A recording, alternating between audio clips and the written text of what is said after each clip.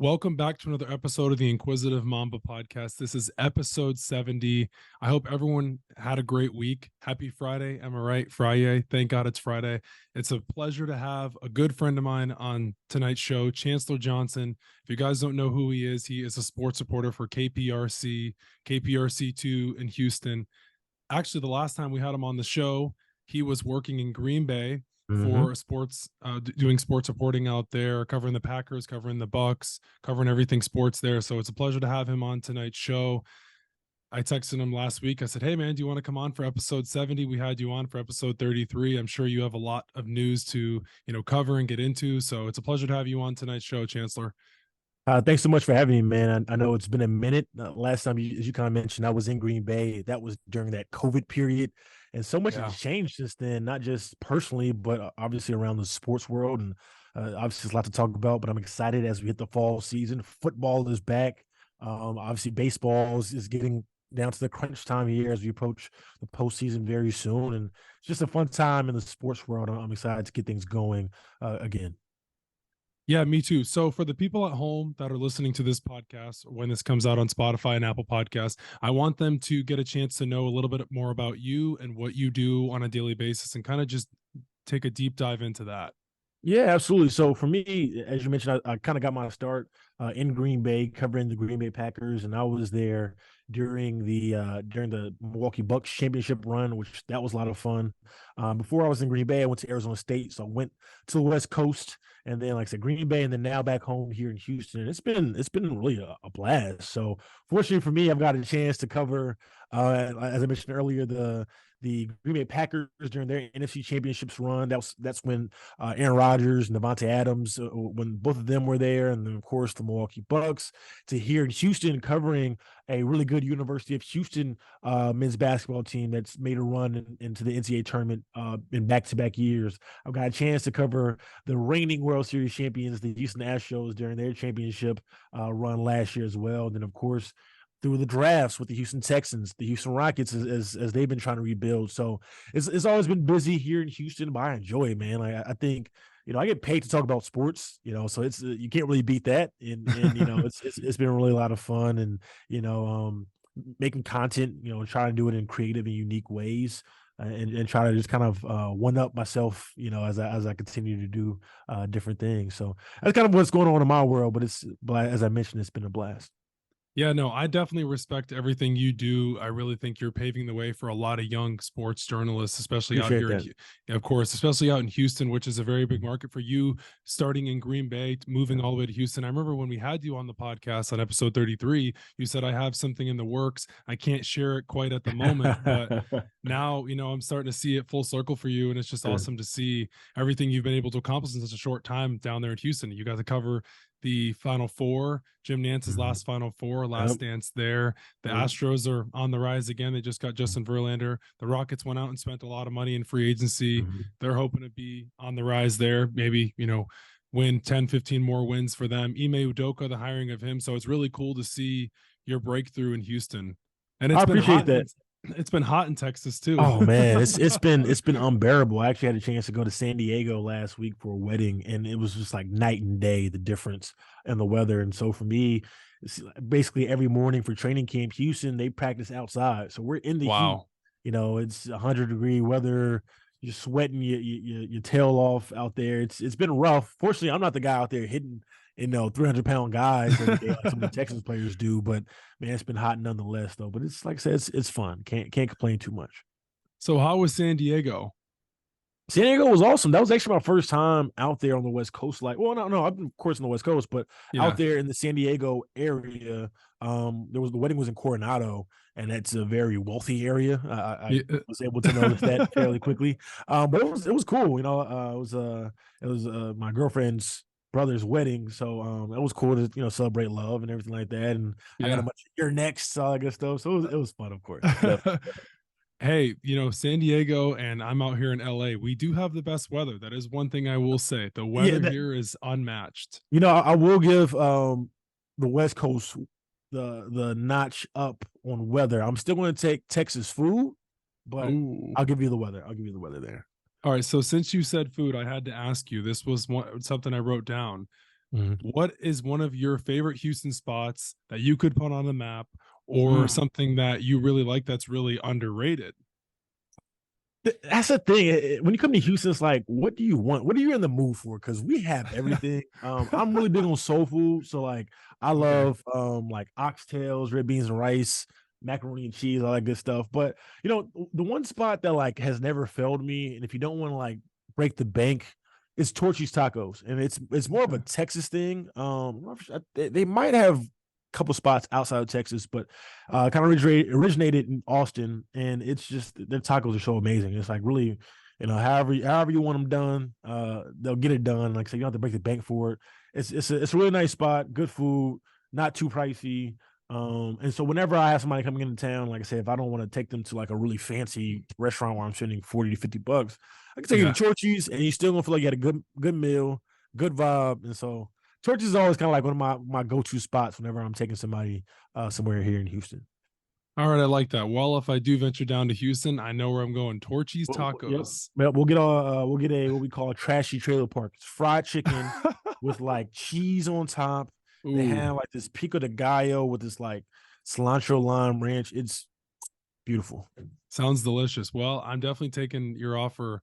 I'm taking your offer on that one there. For sure. You recently covered the 2023 NFL draft. Not many people get a chance to do that. So how was that? It was a lot of fun. So for that, actually, I was here in Houston, but still was covering the Texans throughout that process. And I actually was at the Houston Texans like official draft party. So they rented out one of the outdoor areas, is like a stage area here in Houston. Yeah. And so it was an outdoor venue. Texans fans filled it up because, of course, they wanted to see what the Texans would do as they're having one at the time, one of the top picks. And of course, they had, I believe it was pick 11 at the time, which is, of course, the Cleveland Browns pick that they received in the Deshaun Watson trade. And so they go up and immediately select, of course, CJ Stroud. And so they got their franchise QB. But man, what an experience to be there when everybody was at the place that were Texans fans saw the Houston Texans are back on the board, and they had an opportunity to select the defensive end, Will Anderson Jr. And so they got both of their franchise guys on both sides of the ball, with CJ Stroud, of course, being the signal caller on offense, and then Will Anderson Jr. being that cornerstone, as being that edge rusher, and really a guy a dominant defensive player that the Texans hope they haven't had since J.J. Watt. And obviously, even with Watt, his last few days in Houston, he was still really good, but he wasn't that dominant Hall of Fame guy that we will see in just a couple of years when he goes to Canton. But they have an opportunity to do something special now that they've kind of continued to build around that team post Deshaun Watson era. Of course, you have Derek Stingley Jr., who they drafted last year with the 3rd overall pick. A lot of noise has rightfully been deserved and has gone to Sauce Gardner, but Derek Stingley Jr. can play. The big thing for him is, can he stay healthy? And so you can kind of see what Nick Caserio has started to build roster-wise. Now they feel like they have their coach in D'Amico Ryans. After David Culley 2 years ago, that was a train wreck. Lovie Smith, that was kind of like a bridge guy. They knew he wasn't going to be the long-term answer. So I think with head coach D'Amico Ryans, this is the first guy that they feel like, hey, we got our guy, and now they can continue to build back into being an AFC South winner, as they were for a really long time under the Bill O'Brien era. Yeah, no, I definitely agree. And one thing for me, Tank Dell's another guy who comes to name of mind. He's starting to get some buzz there. John Mechie didn't play all of last year because he had his health off the field issues there. You got Derek Stingley, Will Anderson. You just drafted CJ Stroud. I mean, so they have pieces. They're definitely there. They still have Tunzel. I mean, like I said, so there are pieces. And then they took what was the Niners? It was the Niners guy. What's his name? Jimmy Ward.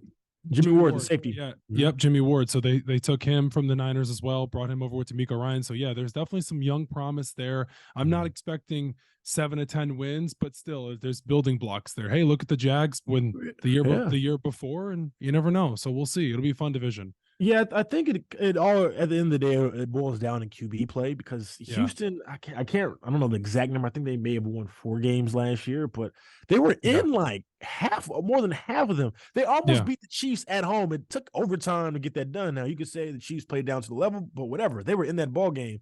Look at the Cowboys game. They were in that ball game. They took the Los Angeles Chargers to it was late in that ball game where the Chargers finally put them away because their run defense couldn't stop anybody. Yeah. They had the Chicago Bears game on the road. They should have won that game. Davis Mills gets picked off. As a matter of fact, that game was tied with under 2 minutes left. Davis Mills gets picked off on the opposite red zone. And so now all the Bears have to do is run out the clock, kick a field goal. My point is like there were a couple of plays away, a number of games last year where they could have won, a 3 to let's just say 3 more games, and that completely changes the outlook of this team. Maybe Lovie Smith is still here. Maybe if, and then of course they wouldn't be in the position to draft C.J. Stroud or Will Anderson at the time. So, I wouldn't be surprised if. I think 7 to 8 wins is reachable. I think defensively, you just mentioned, you add a guy like Jimmy Ward, you expect Derek Stingley Jr. to take that next step. You look at Jalen Petrie; he got a fantastic rookie season. Yeah. You add some of those edge rushers as you mentioned, Will Anderson Jr., and then of course Jerry Hughes, who is a really solid veteran. Jonathan Grenard, it's a contract year for him. Guys that can play. I think defensively they'll be fine. I think the better question is how will they look offensively. And as you mentioned, they're in a very weak division. If you split, they have a weak schedule already. You're playing the NFC South.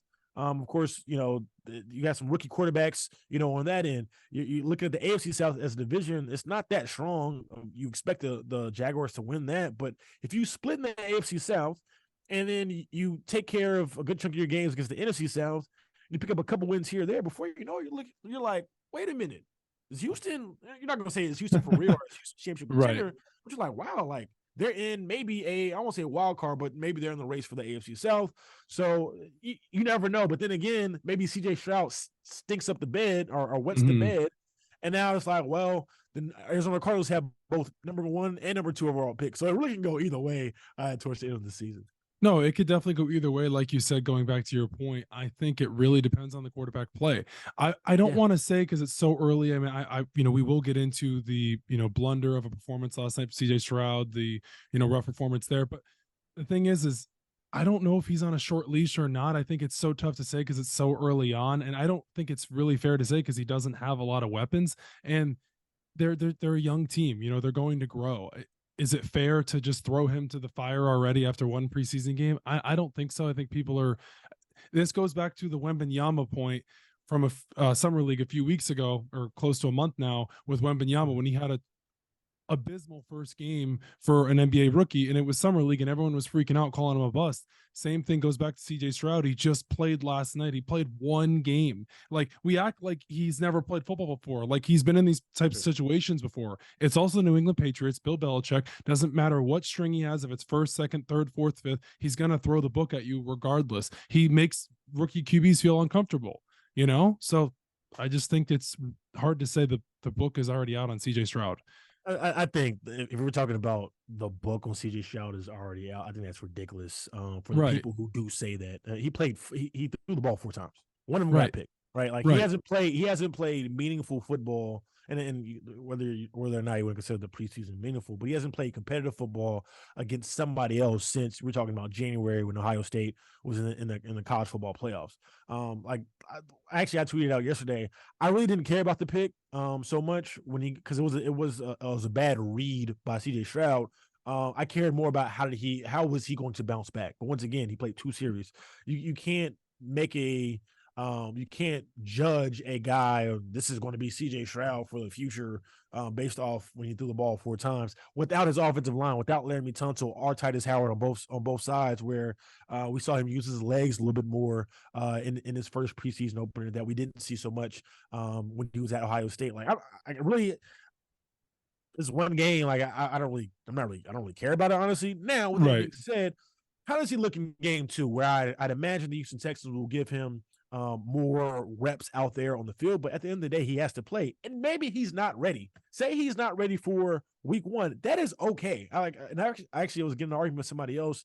Is now I feel like we've seen the shift where quarterbacks have to play and they have to start the season to start the season, rookie QB to start the season, or like, it's a bust. But we saw obviously Patrick Mahomes, who sat out his entire rookie season due to Alex Smith. Now, of course, that was a unique situation, but you look at Deshaun Watson, we'll talk about on the field talent. He didn't come in until halfway through the year, and we'll see how he looks this year. But of course, when he played with the Houston Texans, he was looking like a top 5 quarterback for most of his prime here in Houston. So you look at, it's okay to sit out. It's like, I'm not going to judge a guy, whether it's CJ Stroud or Bryce Young or Anthony Richardson or whoever it is, based off one preseason game. It's a long way to go.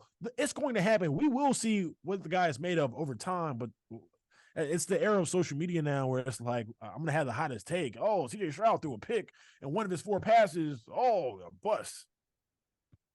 No, exactly. You made a great point there. Like I said, it just goes back to the Wembanyama point. He had one game. CJ Stroud played one series. He didn't even play a full game. So it's hard to sit here and judge him by that. So I don't want to spend so much time on that. But go ahead. To your Wemby point, like anybody who says like, oh, Wemby after one summer league game, to me, you're trolling.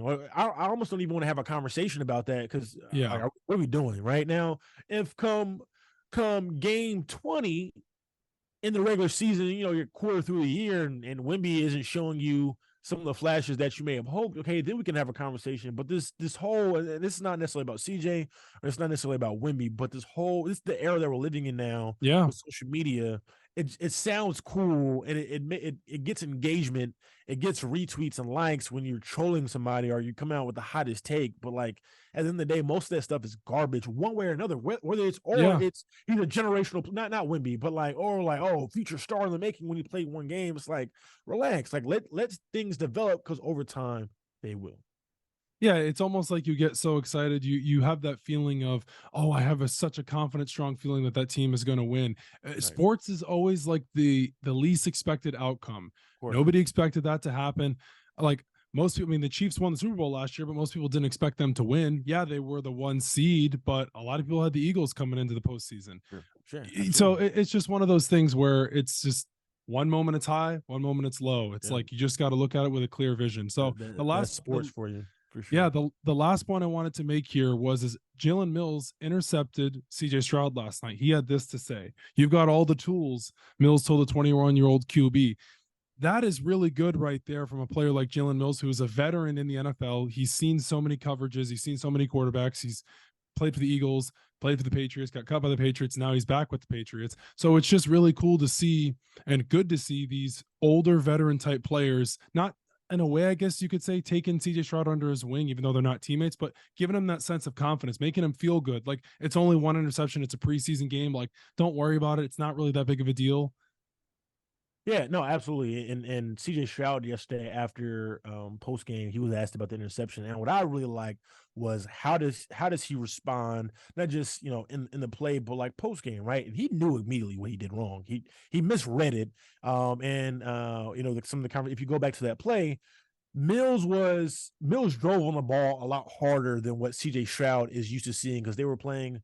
It was I can't remember what they were playing at the time, but I know CJ Stroud just missed him. And there's a big difference between a Jalen Mills, who is a really good safety or a really good defensive back in this league, and the guy who takes, Jen Law at Rutgers that you were seeing, back in during the winter when you were playing in the Big Ten. So these are things that he has to learn, things he has to figure out. But if week 6 he's still making these bonehead mistakes, we're not seeing some of the other stuff, that's when we can have a conversation. But his first action out there and like, oh, I can't do that, in the National Football League, those are things that you will learn over time. I'd rather it happen in preseason than week 1 or week 2 or week 3. Well, week 1's an exception, but I'd rather it happen in preseason than week 11, sure. Absolutely. So I want to talk about your career in Houston, so what is it like on a daily basis working as a sports reporter? Because there's so much news that drops and so many things that occur. Like you said, now with hot takes and social media, you have to deal with those and you have to worry about your comment section. But, what is it like working in Houston as a sports reporter? Yeah, I think everything kind of happens in cycles and seasons here in Houston, because the difference here in Houston versus when I was in Green Bay, when I was in Wisconsin covering the Packers, it was all things Green Bay Packers at the time. So like if Aaron Rodgers sneezed, we were covering it. But after the Packers season was over, things slowed down tremendously. Milwaukee is about an hour and a half away, and we would still touch on the Brewers and the Bucks at the time, but we weren't traveling an hour and a half to go to their practice or go to their games every single day. Now, obviously, that changed come postseason, but my point is, after the Packers season was done, we would focus a lot more like on local things, high school sports at the time. But that's just because there wasn't a ton of things to do and cover when I was in Green Bay. Here in Houston, it's completely different. So you're having as you're heading into the fall, right now, obviously, it's everybody's like, oh, it's football season, but priority number one here in Houston is the Houston Astros. They're the reigning World Series champions, and they've been, making deep playoff runs since I was basically in high school, my freshman year in college. And so things like that hasn't changed. Meanwhile, the Houston Texans, this is the first year where people are like, hey, let me get back into the Texans because they ticked some people off following the Deshaun Watson, how they handled that. And they were really, frankly, disappointed in Watson at the time for a lot of things, right? We won't even get into that. Yeah. And then the Rockets, they've been bad. And so my point is, like in most towns that have three sports, maybe the football team, the NFL team reigns supreme. That hasn't necessarily been the case as much. But if the Texans win, that would change things a lot more. But right now, as we're, in August, we'll get into September. And then, of course, it's playoff baseball. Granted, you're hoping that the Houston Astros get there. Can the Houston Astros repeat, or will they submit themselves as a dynasty team? That's kind of the focus. And then after that, all right, cool. How are the Houston Texans doing? You're kind of balancing that as we're looking towards also University of Houston, their first year in the Big 12. We're talking about football wise. You get 1 year with the Texas Longhorns, the Oklahoma Sooners. UT comes to Houston for their 1 year playing against each other. That's really exciting for the city of Houston. And then on the flip side, basketball. Last year, they were the number one team in the country for a good chunk of that year. Now they're heading to the Big 12. How will they look when they're not playing Central Florida and some of the other teams that they were playing in their conference? So these are some of the things that are kind of going on in Houston. And as I mentioned, it's really fun, and it really doesn't really slow down a ton until you get into the spring. But this is kind of my favorite part of the sports calendar here in Houston. Yeah. So my question for you is what is the major difference between the Houston sports market and the Green Bay sports market? Because I know you just said that it was all about the Packers. It was all about the Packers, but there is still the Milwaukee Bucks there, and they just won the NBA championship a few years ago. So what would you say is the major difference between these two sports markets? Yeah, I think the biggest thing too is offseason. What does the offseason look like for these teams? Because when I was in Green Bay, after the Packers, if the Packers lost in the NFC Championship on Sunday, just as a hypothetical, players were out the door by Monday, Tuesday latest. Now here in Houston, it's a little bit different. Not just whether it's players who currently play on the teams, the Astros, the Texans, and the Rockets, but also so much talent has come from Houston. So a lot of guys come back home, or they play at the University of Houston. So they're coming back to practice and train at their alma mater. So there's a lot of big time trainers here where Jalen Waddle, the fantastic wide receiver out of Miami, he's from Houston. He comes back here to train. You have so many NBA players who stay here during the offseason and work on their game and their craft here. So are some of the opportunities that I didn't have when I was in Green Bay. And that's something really enjoyable about my job, even in the offseason. Two names that come to mind for me when you think of sports and you think of entertainment and music. First name is Jared Vanderbilt. He's from Houston. Then you have Travis Scott. Of course. Yeah. So, as a matter of fact, Vanderbilt, we like to call him a friend of the station. So actually one of my coworkers, Ari Alexander, he was here. Jared Vanderbilt was in our studio about 3 weeks ago. He helped anchor our sportscast. That was a lot of fun. He has a giveaway every year. James Harden, he comes back, even though he's not with the Houston Rockets anymore. He still has the JH13 Foundation where he's giving away backpacks, and it's August 11th. He should be here soon to give back to the community for the off season. So it's always nonstop here in Houston. No, that's awesome. And, for Laker fans, Jared Vanderbilt became a fan favorite very quickly, had a great start, got traded there. And then postseason kind of came around. In the first series, he was known to be seen, against the Grizzlies, Warriors, and then the Nuggets series, he was just a ghost. They just it was just one of those growing pains things. So Laker fans are hoping, around these neck of the woods that he can turn it around for this upcoming season, because this is a contract year for him. So they're hoping that he'll be able to be, something special for them. So my next question for you is did you ever play sports as a kid? Because you're in the sports market now, you're a sports reporter. Like, what sports did you play if you did play sports? Yeah, so I used to hoop myself. Man, I was a 3-and-D guy, as I like to say. I played LB, also left bench. But I did play a bit when I was in high school. Actually, when I was in school, De'Aaron Fox, he was still here in Houston. We had Carson Edwards, who had a fantastic career when he went to Purdue, ended up playing at the next level. I not grew up, but like when I was a freshman, the Harrison twins were dominating. Oh yeah. Them at Kentucky, Kelly Oubre, he's from Houston as well. So there was so much talent here in Houston. Like I said, I played myself. I got a chance to kind of play against some of those guys, and what you see in the NBA is kind of like what we were getting when I was playing against them competitively. But like I said, so much talent in Houston. But I still got a jumper. I'm still money from the corner.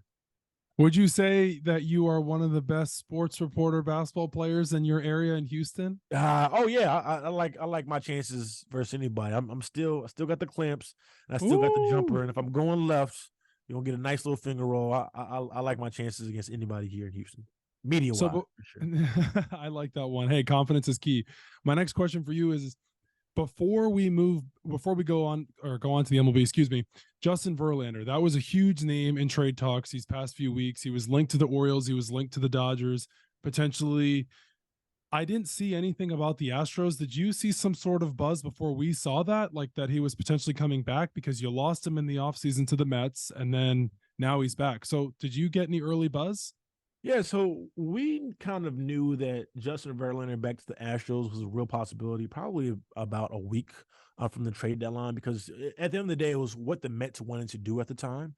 And so obviously that they pay a lot of money Yeah. between Max Scherzer and Justin Verlander. Also has some other names out there on that roster. And so once they kind of figured out that, hey, we're going to be sellers on this market, that really opened up things. And so fortunately for the Houston Astros, JV had a no trade clause, so he had to pick his team. And so it really came down to, if I'm not mistaken, he mentioned either really the Dodgers, he would be coming your way, or coming coming back home to the Houston Astros. And so at the end of the day, the Astros, they needed somebody who could be one of their a frontline starter, and a guy who could give them some innings, because their bullpen has been taxed pretty much all season long. They've dealt with a lot of injuries both in the bullpen and in the batter's box. And so adding a guy who has such familiarity within the Astros organization, obviously won 2 World Series titles here.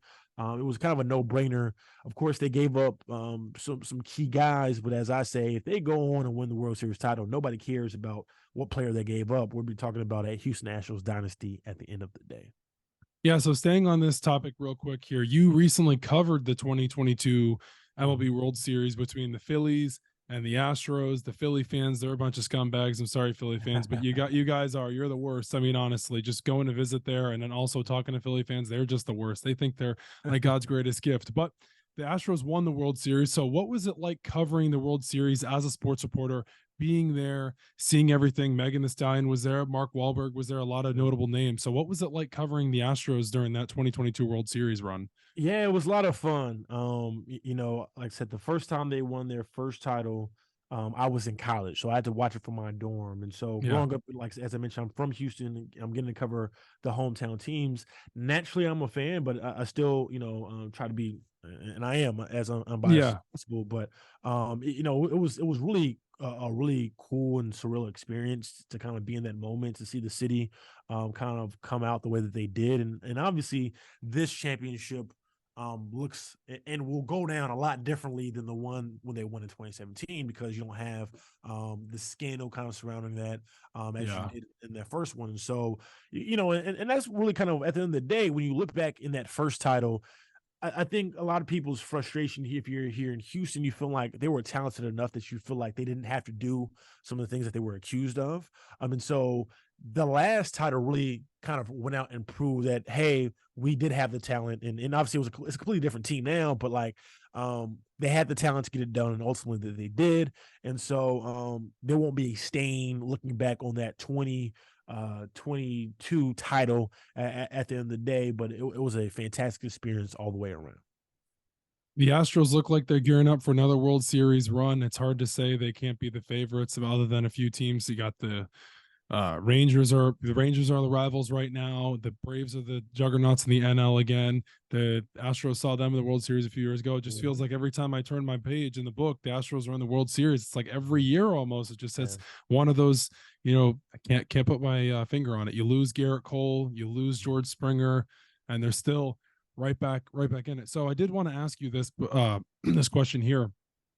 You've interviewed so many people, from Davante Adams to Marcus Sasser to there's so many names that you've interviewed. But one question I wanted to ask you, do you ever get nervous while you're interviewing people? I know it's your job, but like, do you ever get that sense of like, damn, I'm nervous. Like, did I ask the right question? Did you ever get that feeling still? No, not anymore. I think when I was in college and getting some of these names, that was maybe that might have been a thing, but now it's my job, and it's my job to be prepared. That's the biggest thing. And so, as long as I'm prepared heading into an interview, which I strive to be every single time, there's no nervousness at all, right? So, and my biggest thing is, my responsibility when I get some of these guys is to try to have them open up and give us as much insight as possible. So, as I like to say, like, getting the interviews is already tough enough, but like, what do you do when you get the interviews, right? So, like when I have an opportunity to sit down with some of these guys, I want to make sure that I'm maximizing that opportunity. So there's no time to be nervous. I want to know like what happened on, and whatever the subject might be, whether it's looking back a long time ago, whether it's a film session with these guys or whether it's just a standard interview. But at the same time too, I'm covering these guys on that daily. So when I was covering Davante Adams at the time, so like I knew him, right? Like I like Marcus Sasser, like I could text him right now, right? So these are guys who, and that's not a flex, but this is the thing. My point is, you're building a rapport, you're building a relationship. So now it's just like, two people who know each other very well, and we can have that conversation. And so you're more willing to open up to me because you saw me putting in the work. You saw me covering you when you had the slump, and I treated you like with respect and understood the time that you're going through. And also I can see you at your best moments when you are, if you're Davante Adams, the best wide receiver in the league. You can coin flip him or Justin Jefferson, or you can have that conversation with Marcus Sasser when he goes on to be a All-American player. So there's no nerves. Now, if you're saying like, hey, you got to interview with LeBron James, maybe that's a little bit different because I'm not covering him daily and it's LeBron James, right? But the guys I'm covering on a day-to-day, there's no nervousness there. It's just go out and the biggest thing is to have a conversation. That's the biggest thing too. I'm not looking to have an interview. I'm looking to have a conversation where we can go back and we can feel like we got some insight and some information out of the guy at the end of the day in a fun way. Yeah, almost like making the guy feel comfortable, making him feel like it's just on a personal level. I actually had a basketball player on my podcast about a month ago, Tyler Powell. He's the University of Nevada basketball player, D1 guy. He was great to have on, and he said that he was like, you made it feel personable. And I think, having you on the show from before too, like you've said, just pointers and tips, making them feel comfortable. You don't need to grill them for every single question. Like it doesn't always have to be about basketball. Like they do have an outside life. There's a lot more, to them than just being an athlete. Like LeBron James said a couple years ago, we are more than athletes. We don't just shut up and dribble. Yeah, no, absolutely. And I think we've seen that more and more now. And so, like I said, biggest thing is, for any other aspiring journalist, as long as you're prepared, you're going into it and you know what you're talking about. After that, it's just a conversation. That's all it is at the end of the day.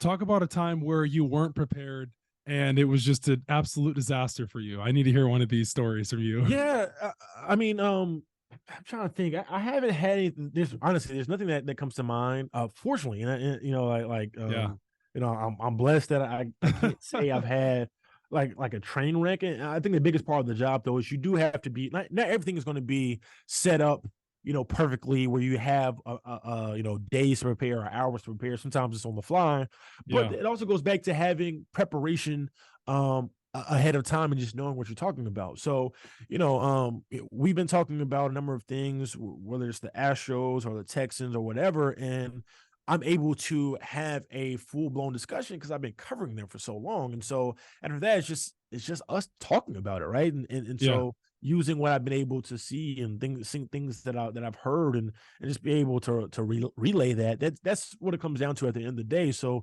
if you said, hey, you have an interview right now with LeBron James. I've been watching LeBron since I was a kid. There's plenty Yeah. for me to have a conversation with LeBron James about. So, like I said, fortunately that hasn't happened yet. But you never know. Things can change quickly. So It can most definitely change quickly. But, I did want to ask you this here. I think this is a good one. Are there some days you ever wake up in the morning and you're like, why do I do this? Or, what is my passion? Or like, do you ever have those days where you just wake up and you're like, I got to do this? Like, I mean, it's my job. Like, like it's how you get paid. It's your life. yeah, fortunately I haven't yet because where I'm at in my stage in life in my career, it's the opposite. I'm always trying to see what else can I do.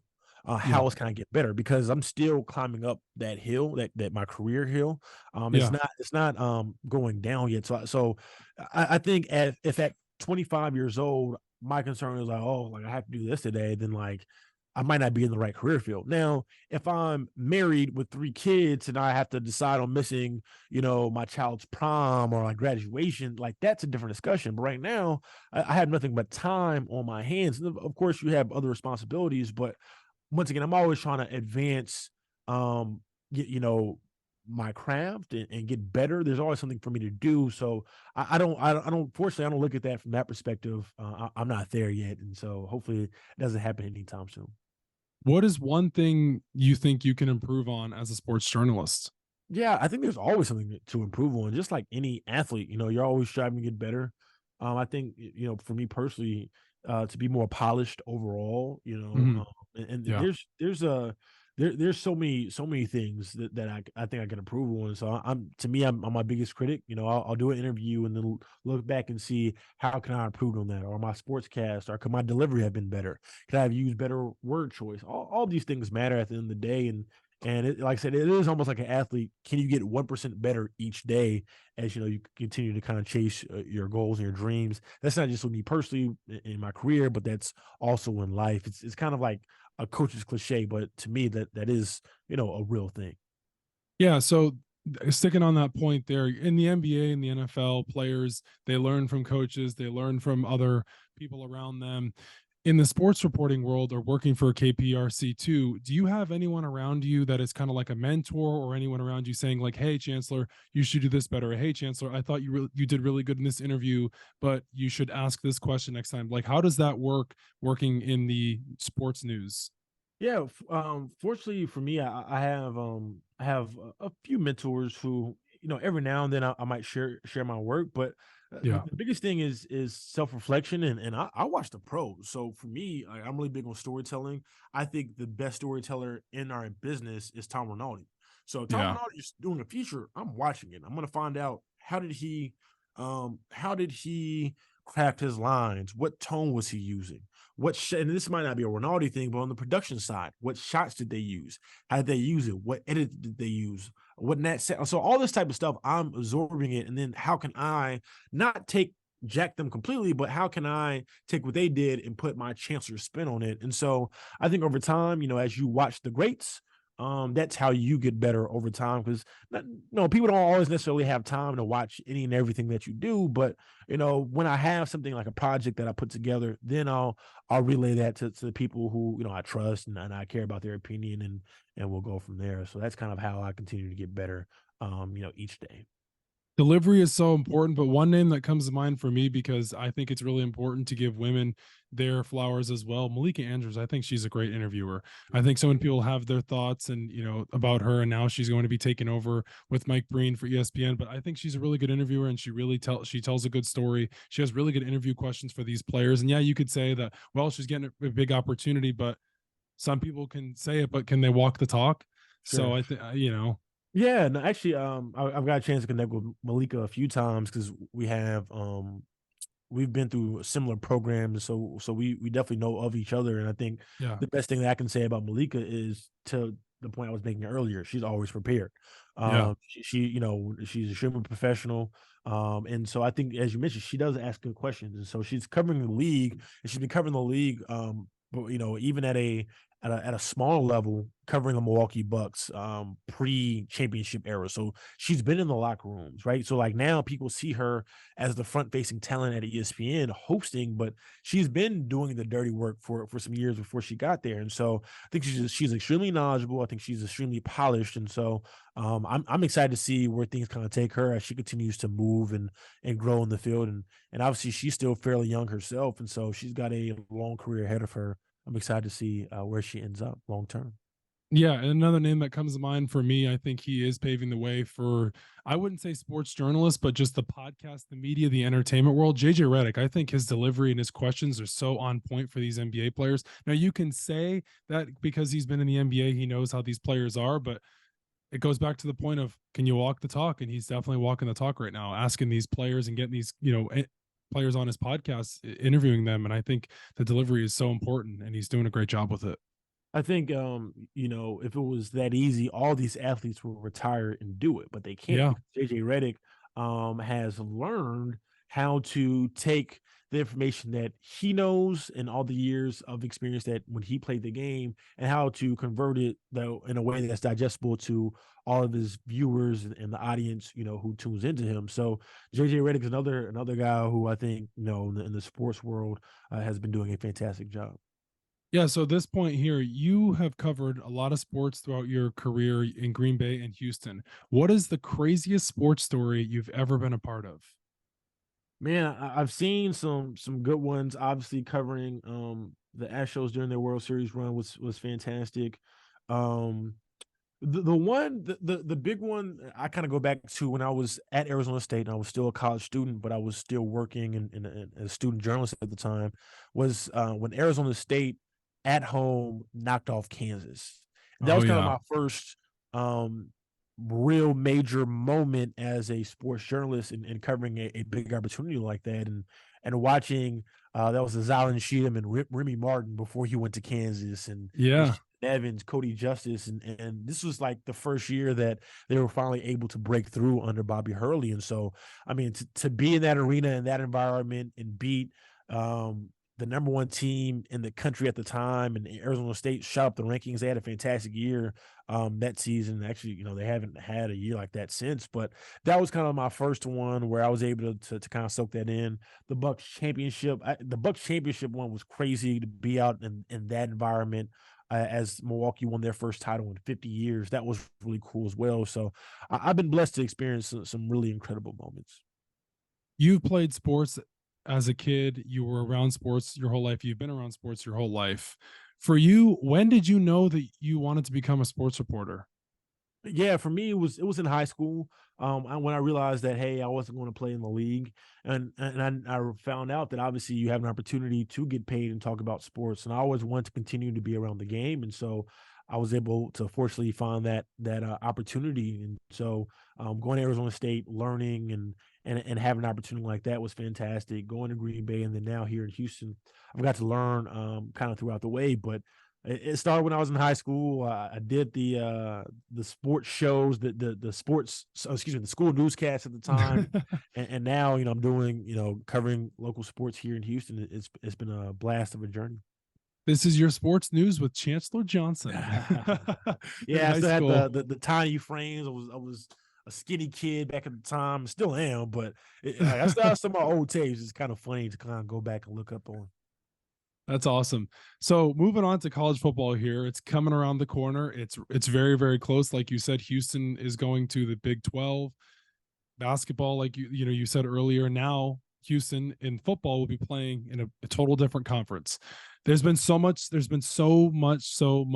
a shakeup in college football these past few weeks, this entire off season. It's been crazy to see. We know now UCLA and USC are going to the Big Ten following next season. Outside of the conference of the Big 12, you have Oklahoma and Texas going to the SEC. So it's just crazy to think about. So what are your thoughts? Like, how are you feeling about this whole expansion thing? Because coaches like Nick Saban and Lane Kiffin have shared their thoughts. Nick Saban is really not a big fan of it. A lot of coaches have shared their thoughts. But for me, before you share, I think that it is really good for the sport. And some people will say, why? Well, when you look at NIL and you see the way it's going, it's Mhm. just a money driven league. Now these players are being paid. So these teams are going to want to be presented on a bigger level. These teams are leaving the Pac 12. They're leaving these conferences. They want to be put on a bigger scale. So, what are your thoughts? How are you feeling? Take it away. I don't disagree with you there as far as the way that NIL has kind of shaped things, but I will say it does. I'll say it sucks, and it's unfortunate with the way that it's kind of happened. Yeah. And I'll just speak from somebody, as I mentioned, going to Arizona State and watching the Pac-12 basically dissolve. Now, if I went to a Big Ten school, or if I went to SEC school, my outlook would be different. But I remember Yeah. being at Arizona State and watching USC coming to town, how big of a deal that was. Seeing the rivalries between, at the time, you had Justin Herbert was there when I was in school, and Oregon, you were playing Oregon, or my freshman year, Christian McCaffrey he was a junior before he went off to the league, and seeing Stanford and seeing like those regional rivalries that frankly we won't see some of that anymore, specifically with the Pac-12. Now, if you're in the SEC, of course, you still get Florida, Georgia, you'll still get LSU, and Bama, at least once a year or so. And so you still keep some of those traditions that we see in the SEC and some in the the Big Ten. But like for the Pac-12, as a Pac-12 fan, you won't get that anymore. And it does suck. But ultimately, just like, in life, things change, and what will look like in a couple of years once teams have officially settled in, we'll see. But yeah, NIL changed things completely. And as you just mentioned, everything at the end of the day, it's about the bottom line, and so teams are getting their money, and so are the players now. So you can't be too mad at that. These teams are brands now. I mean, Alabama's been a brand for quite some time. Georgia's solidifying theirself in that case. They're potentially going to three-peat this year. Those are two big SEC schools, but USC is a brand. They are a huge market out here in Southern California. Yes, they are going to the Big Ten, and they're going to be seeing a lot more competition. Yeah. Caleb Williams, go ahead. No, I mean, cut you off. I was going to say, what happens when Yeah. USC goes to Northwestern and Rutgers during December and January, and they haven't played in that weather before? It'll be interesting to see how that kind of plays out. Likewise, when those teams have to go out to LA, and those are long flights for these college kids, these student athletes, as midterms and finals hit. So it'll be interesting to see how it plays out long term.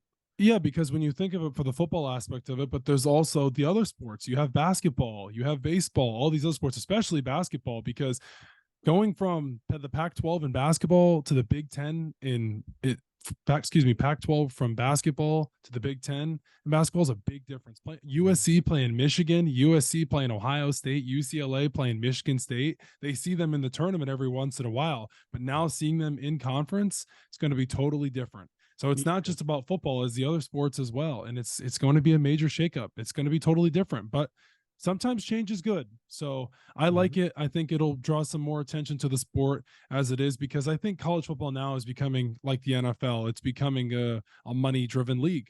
These players are getting paid. These college programs are brands. University of Florida is their football program drives in so much revenue. Alabama, Georgia, LSU, those are the SEC schools, but the Michigan, Ohio State, those are the juggernauts in the Big Ten, so, and you got Texas and Oklahoma joining the SEC as well.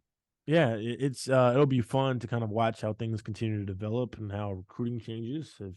If maybe there's a new program that arises, like they have the biggest NIL donor and donorship that goes on there. So you never know. And like I said, it'll be fun to kind of watch and cover over the next few years. The Pac-12, Arizona State, Colorado, and Utah are leaving the Pac-12. So like you said, it's going to be totally different. It's going to be a major shakeup, but sometimes change is good. Colorado just got Dion as well. So, but I did want to ask you, did you get a chance to watch the new Johnny Manziel documentary on Netflix yet? I did. I just finished it. It was I was talking to somebody else that it's interesting now seeing documentaries like that I can actually recollect during my lifetime. Because before, a lot of times documentaries, growing up, it's like, this happened in the 90s. I wasn't really, I don't remember that, or early 2000s. I was too young to understand. But like I remember the Money Manziel era, like being in high school and the dollar signs. And I remember watching him play Bama. Like I remember the exact throw where he hit his, I think it was his tight end in stride, and you know, before they go home to beat Alabama on the road. So Manziel, you know, one of the, you can't really talk about the history of college football without mentioning Johnny Manziel and what he did to that program. And it was a really interesting watch as far as the documentary goes.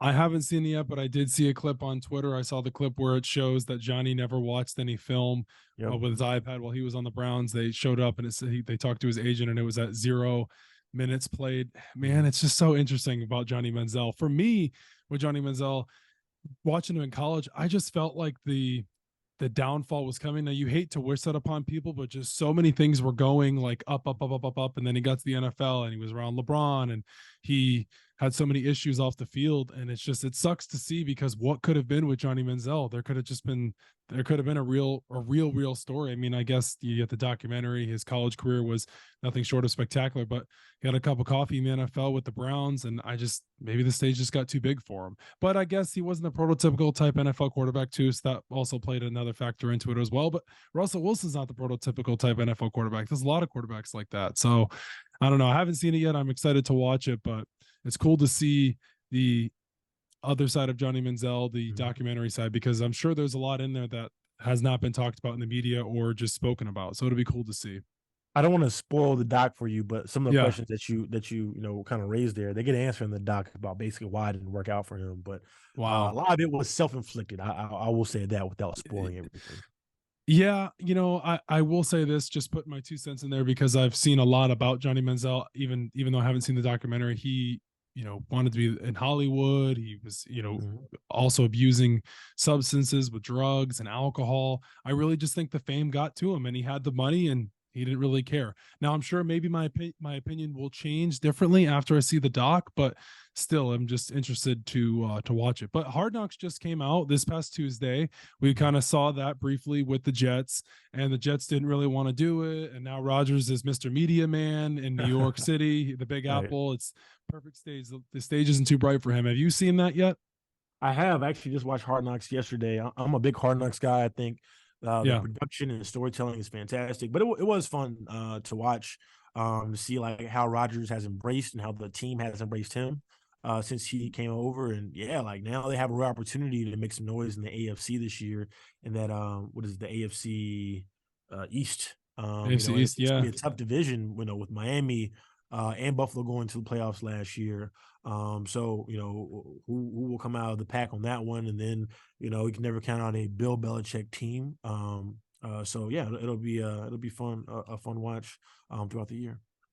I didn't hear what you said there. Siri started talking to me about the NFC East, but I kind of got the gist of like the AFC East and how it will be this year. So I did want to ask you, are you a Taylor Swift fan? Because I have seen Taylor Swift all over social media with her concert and her tour and her Eras tour. So you're not a Swiftie?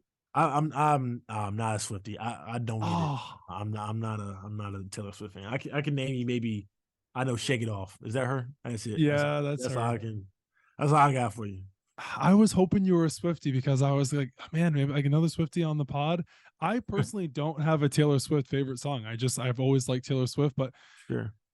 The concert, man, hey, you could always go to one in Houston. No, the tickets are so expensive though. Yeah, they're crazy. They're crazy. It's insane. I'll say this, just being from the South, here in Houston, just kind of what I was listening to growing up, it wasn't really Taylor Swift, you know, but hey, you know, if you're a Swiftie, more power to you. You're not the only one that I know, but you know, I've heard she's great. I will take your guys' word on that. I will take this one with the Swifties here. Taylor Swift is great. You got to give it a chance. You got to give it a chance. Her music has changed though. It's like it went from country to now it's like pop. Right. She's so popular. But briefly about the NBA, Amen Thompson. He was just drafted by the Rockets, a guy you've covered. So what's the buzz around Amen Thompson? Excuse me. How has that been like? Yeah, for men, I think the biggest thing is they're really excited to bring in another guy in as they continue to try to build out this young core. He is a big guard with fantastic vision, a great defender. The knock on him is shooting ability. And so we've heard so much about his work ethic, and I think they believe that they can really kind of turn around his jump shot. And if that's the case, I think the Rockets moving forward have one of the best young cores in the league. They'll be extremely athletic. And now you add some veterans like a Fred VanVleet. I'll skip Dylan Brooks, but we'll talk about Jeff Green, Jack Londell, who had Jock Londell, who had a really good season for the Phoenix Suns. I think he can come in and add some value as well. But they have a really good young core moving forward. I'm excited to see what they do this season. Jalen Green too. I'm excited about this Rockets team. I do not like Dylan Brooks. I'm just not a big fan of him. I don't think you really can be. The Lakers were somehow linked to him. Some people were like, "Oh, are they going to sign him for the exemption?" And I was like, I just don't think that's going to work out in the locker room. Sometimes when you burn a bridge, it can't be repaired. But I'm excited about the Rockets. I don't know how good they're going to be, but a guy I really am high on is Jabari Smith out of Auburn. Last year, he had kind of growing pains as a rookie, started to find his stride late, had a really good summer league. So I'm excited to watch him. And this NBA now with a lot of these young cores, it's going to be fun. You got the Thunder, you got the Rockets. It's going to be a lot of fun. So I'm excited for the NBA and the Rockets to see how they will do, like you said, adding some veterans. But before we did end the show, before we get to our 5 questions, I did want to ask you, what is your hottest take? Doesn't have to be sports related. It can be any sort of hot take that you are just always wanting to get off your chest and you just got to throw it out there. My hot take doesn't have to be sports related. But we might have just touched on it, man. I don't see I don't see the hype on Taylor Swift. I don't get it. I've seen videos at her show, and I'm like, I don't get it. Now, I'm not saying she's bad. I'm not saying she sucks. But the hype that she's getting, where she and I honestly didn't realize how big she was. She's huge. I knew she was a superstar. I didn't realize that she was on a one of one level. I didn't realize she was on a Beyonce type level of stardom within her base. And I don't get it, but Swifties. You're starting to get it under your feet now. Hey, I'm gonna see on Instagram or Twitter a clip of you in the news studio, and it's gonna be a Taylor Swift song. They're gonna be playing "Shake It Off," and you're gonna be snapping your fingers. I'm gonna see it, and you're gonna be like, "I'm not a Swiftie yet, but I'm getting there." It's not gonna happen. I can guarantee you, it's not gonna happen. Oh, that's funny. We'll see. So, 5 questions to end the show. What is a funny story your family tells about you that you would like to share? Oh man. I feel like there's a bunch. Man, that's a good question. Growing up, man, I was a really goofy kid. I will say they used to call me Sports Center growing up. It's not really that funny, but because I used to always talk about sports, and so now we're kind of a full circle moment actually getting paid to talk about sports. That's really cool. But that name started when I was a kid growing up in the barbershop, because I used to be 8 years old and grown man conversations. No, that's not right. And here I am, years later. So that's kind of my story growing up. Number 2, what does your morning routine look like? Man, get up, pray, wash my face, brush my teeth, all that good stuff, the usual stuff. And then now I've been really big about trying to read the newspaper and see what's support local journalism, but the writers, they're kind of doing a lot of the dirty work on the day-to-day basis, just kind of what I'm doing. And I'm seeking, like I said, the local papers where it is the neutral, and we're talking about the sports section, just to see what, all the way around, not just here in Houston, but what other people are talking about, on a local level from the other cities, about the other players and teams, just to kind of, stay ahead and get a real base and touch on what's going around in the sports world. Journalists supporting journalists. I love it. I love it. I love it. I love it. Number 3, who is one person that you admire, dead or alive? That I admire, just like the other one, there's so many. I think I'll just keep it in the sports world and the sports journalism world. As I mentioned, Tom Rinaldi, I think what he does, he's a master of his craft. I've learned so much and gotten so better by just watching his videos and how he's been able to storytell. But Rinaldi is one of my favorites. But I mean, like I said, there's so many people that, I think have had an impact on my life, but just on a journalism level, Tom Rinaldi would be one. Number 4, what is the most important lesson you've learned throughout your career? Be nice to people. You never know. It's a small industry. It's a small world. And don't be nice just because you feel like you're going to get something, but just be nice to people. Like I think if everybody was more kind to people, I think we need some of that in this world, just in general, even outside of journalism. But be kind to people, and you never know, like, kind of where this journey will take you. I love that one. I'm so glad you said that, because I had somebody at work today at the end of the day, and he said to me, he said, "What if everyone was just nice to each other? What if we could all just get along?" He said, "Could we just restart?" And I said, "I wish, but I don't think that's how it works. I just think there's too much divide." So I really like that answer from you. Number 5, what is a common myth about your field of expertise working as a sports journalist? That we About, get that might be the easiest question you've asked me. That we get free tickets. We don't. oh We get wow. credentials. So now, uh, maybe for maybe the minor league team, if because there's nobody in the stand, sure, but like, yeah, we're not getting free tickets to Texans games and into, like, some of these. I can't get you Super Bowl tickets. I'm sorry, like, I can barely get approval and credentials for some of that stuff. So that's the biggest thing, is like, oh, you work in the field, or that we get paid a lot of money, because we don't. Like, we get paid. Right. We get Yeah. paid depending on where you are. You might get paid enough, to make a living, but like, I'm not making, No. buku money that I think a Right. lot of people envision that you make. But those are some of the two of the biggest things. Yeah, no, I agree with that. It's just, but at the end of the day, it's nobody's concern what you make. It's what you do is what makes you happy. Do what you love, and everything else will fall into place.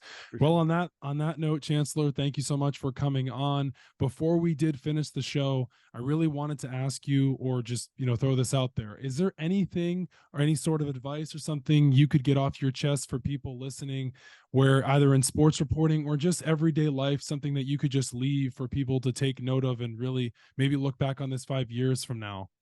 I think if you're a sports journalist, I think one of the biggest things that you can do is continue to connect and continue to network.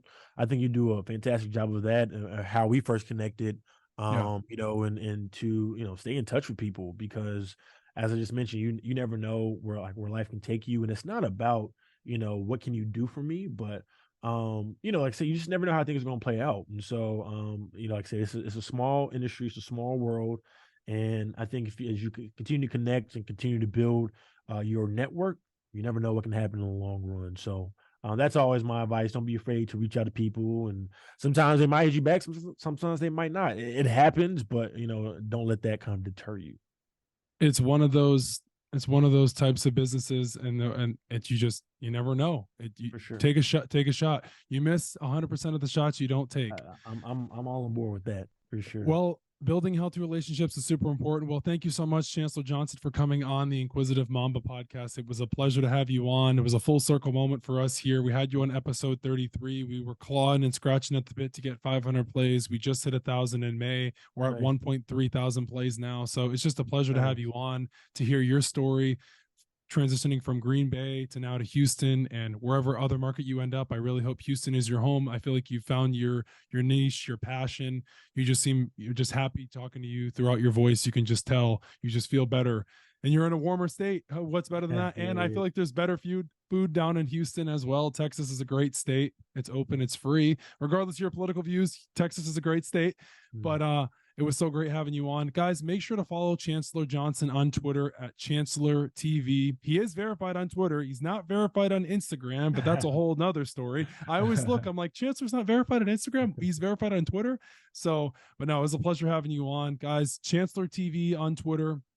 As always, the Inquisitive Mamba Podcast on Spotify, the Inquisitive Mamba Podcast on Apple Podcast, Instagram at the Inquisitive Mamba Pod, TikTok at the Inquisitive Mamba Pod as well. Oh, sorry, no, Instagram's the Inquisitive Mamba Podcast. There's so many, but we really appreciate it, guys. As always, thank you so much for tuning in. And Chancellor, it was a pleasure having you on, man. Thank you so much. Pleasure as always. Can't wait to talk again really soon. Yes, sir. Chancellor will be covering the Texans, the Rockets, the Houston Cougars, every team down in Houston. He's got you covered. Thank you guys again for tuning in, and we will see you next week.